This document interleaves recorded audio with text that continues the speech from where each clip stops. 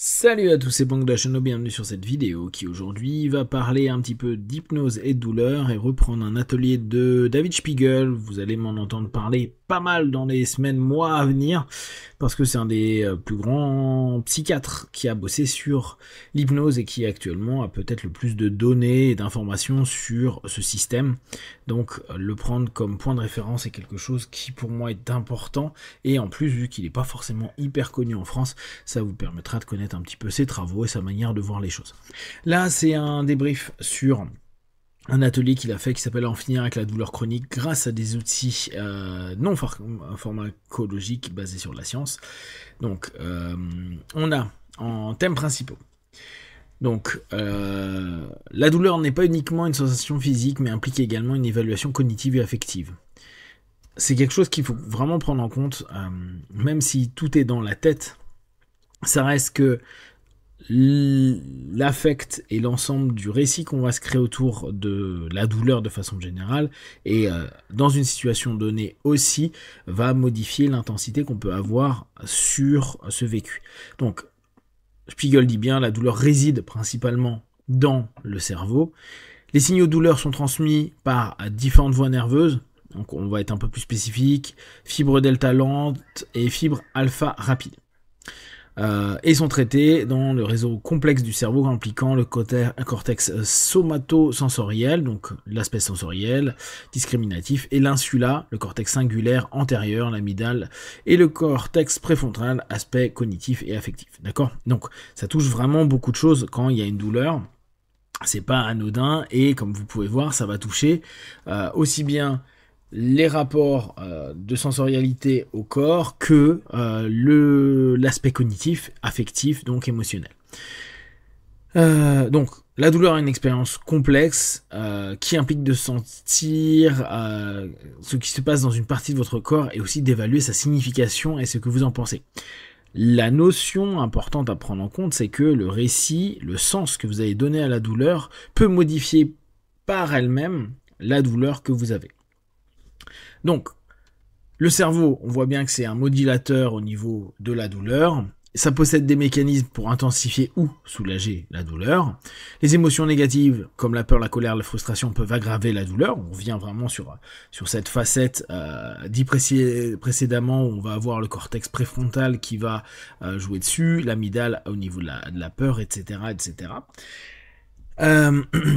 Inversement, la certitude que la douleur n'est pas grave et la capacité à la gérer peut la rendre moins intense. Là, on retourne sur ce que vous connaissez et que vous avez connu certainement quand vous étiez gamin, avec les bisous magiques, avec l'attention portée d'un adulte sur vous, avec la suggestion qui va être proposée par cet adulte-là à ce moment-là, mais aussi, je suis dans un jeu, je m'amuse, je suis dans un sport, je me fais mal, c'est pas grave, je vais pas me créer un récit dessus, c'est aussi ce que moi je vais mettre dessus, c'est pas important, et on va à peine sentir, alors que peut-être on s'est fait quelque chose d'important.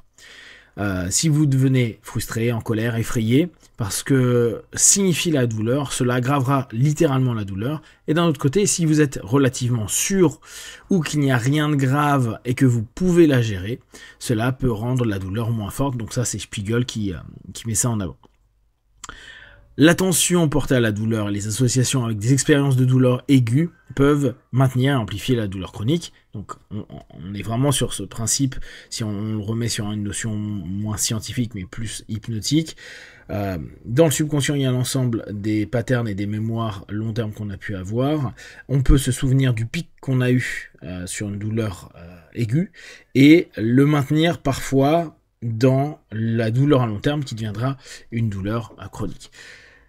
Donc, l'hypnose est un super outil pour moduler. L'hypnose est définie d'après Spiegel, comme un état d'attention hautement focalisé.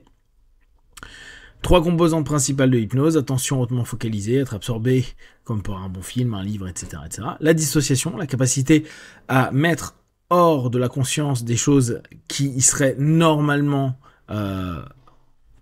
ancrées. Donc là, on peut avoir l'exemple de ne pas remarquer les sensations du corps assis sur une chaise. Et on peut avoir du coup, à ce moment-là, cette notion où, vu qu'on est en train de regarder quelque chose ou écouter un podcast et tout, on ne se rend pas compte de ce qui est en train d'être vécu. et la flexibilité cognitive, ce qui est la capacité à expérimenter une même situation de différentes manières. Et là, l'hypnose implique réellement non pas de la suggestibilité, mais de la flexibilité cognitive. Cela signifie que vous pouvez vivre la même situation de diverses manières. Et ça, c'est vraiment intéressant. C'est ce qui va nous permettre, nous, un recadrage sensoriel, ou à dire, sur la même perception d'une douleur, on va pouvoir la faire varier, la recadrer, la modifier, et du coup, avoir un feedback qui apaise la personne en face de nous. Ce qui se passe dans le cerveau pendant l'hypnose, donc ça vient des IRM, diminution de l'activité dans la partie dorsale du cortex cingulaire antérieur, donc réduction de l'activité du réseau d'assaillance, le système d'alarme du cerveau, entraînant un état de calme et une meilleure concentration. On revient vraiment sur cette notion-là. Ce qu'on appelle relax, quoi, le mot qu'on utilise beaucoup, surtout en hypnose quand on parle anglais, c'est relax, donc relaxe-toi, détends-toi, apaise-toi. C'est une intention, mais c'est aussi une résultante de ce qui se passe pendant la session d'hypnose. Donc ça réduit l'activité de la partie dorsale du cortex, et cela fait partie du réseau de saillance. Hyperconnexion avec le cortex préfrontal à l'insula. Donc suppression de l'activité de l'insula, réduisant la perception et la réponse aux sensations corporelles, y compris la douleur. Et connectivité inverse entre le cortex préfrontal et le cortex cingulaire postérieur, suppression de l'activité du réseau par défaut, associée à la rumination et aux pensées autocritiques permettant d'essayer d'être différent et de lâcher les préconceptions. Donc en hypnose, vous pouvez supprimer l'activité dans une partie du cerveau, et lorsque vous faites cela, vous pouvez essayer d'être différent. Donc c'est vraiment cette notion où nous, sur le terrain, on va emmener notre partenaire à vivre une expérience perçue différemment, mais du coup devenant différente dans cet ici et maintenant, et donnant une porte à ne plus être la même personne, et dans le cerveau il se passe réellement quelque chose. Donc, il propose quelques exercices d'auto-hypnose si vous avez des douleurs, vous pouvez toujours tester. Imaginez de flotter dans un endroit sûr et confortable pour induire la relaxation. La lévitation de la main, donc suggérer à une main de devenir plus légère et de flotter. La substitution sensorielle, remplacer la sensation de douleur par une sensation de chaleur, de froid, de picotement, d'engourdissement. Quitter le corps imaginairement, se visualiser dans un endroit agréable pour distraire l'attention de la douleur. Vous pouvez le faire via de l'hyperampéria, via des différentes notions de confusion, saturation ou focalisation sur des points bien spécifiques. Modifier la douleur, donc essayer de déplacer la douleur, de la rendre plus petite, de changer sa nature, ce que vous allez naturellement connaître au travers de tout ce qui est submodalité. Compassion envers son corps, très classique, il n'y a rien de nouveau dans ce qu'il dit, adopter une attitude de parent bienveillant envers son corps, reconnaissant qu'il fait de son mieux. Utilisation de souvenirs de soulagement, ça aussi, on reprend des ressources, on travaille avec les ressources qu'on a déjà eues, on se rend bien compte qu'on est capable d'apaiser des douleurs ou des expériences sur lesquelles on a pu calmer des choses.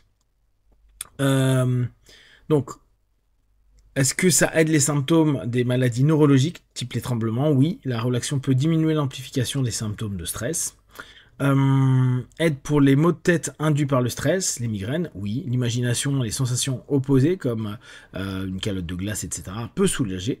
L'exemple d'une patiente ayant réussi à éliminer ses migraines grâce à cette technique est donné, c'est quelque chose d'hyper classique. Le rôle du signal de douleur, il est important d'investiguer les nouvelles douleurs, pour identifier la cause. Une fois les causes connues, l'hypnose peut aider à moduler la douleur sans l'ignorer. Pensez toujours, hypno-analgésier ou hypno-anesthésier une douleur, ça peut être très bien quand on sait la cause, la source de la douleur. Sinon, n'oubliez pas, ça reste un signal, faut le respecter. N'hésitez pas à aller voir vos médecins à ce moment-là, dire c'est récurrent, j'ai mal à la tête, etc. Ça se trouve, il y a quelque chose qui est en train de se passer, qui est pas cool, et tuer le signal ne fera pas en sorte que ce qui est en train de se passer ne se passera pas. Donc après, il dit oui, bien sûr, il y a des combinaisons possibles entre des médicaments contre la douleur et l'hypnose. Ça, il faut voir avec votre médecin. But de la lévitation de la main, indiquer l'entrée en transe de l'état hypnotiste. Durée de l'auto-hypnose, pas besoin d'être très long, quelques minutes, ça c'est plutôt intéressant. Donc après, il répond à quelques petites questions. C'est un atelier qui est assez simple, qui nous permet de ramener sur des éléments plus scientifiques et qui nous permet de comprendre que vraiment l'hypnose et la douleur, comme je vous le dis régulièrement, est quelque chose qui est fondamental à notre discipline. Autant pour l'auto-hypnose, vous pouvez complètement gérer ça par vous-même, que bien sûr, les opérateurs en hétéro-hypnose qui vous permettent d'aller mieux. En général, quand vous allez voir des praticiens d'hypnose, ils vont vous permettre d'aller de mieux en mieux au niveau de vos douleurs, et surtout, ils vont vous permettre d'y retourner par vous-même, pour pas être dépendant de quelqu'un si vous avez des douleurs chroniques. Et vous allez voir, les feedbacks sont marquants, et on sait que c'est vraiment, là aujourd'hui, il n'y a plus aucun doute, l'hypnose apaise les douleurs. Si vous avez des questions et des remarques, vous les partagez sur Facebook, YouTube, j'y répondrai le plus rapidement possible. Comme d'habitude, de tout ce que je propose, ne prenez que ce qui est bon et juste pour vous. Testez, observez, analysez et concluez. Be one. Ciao.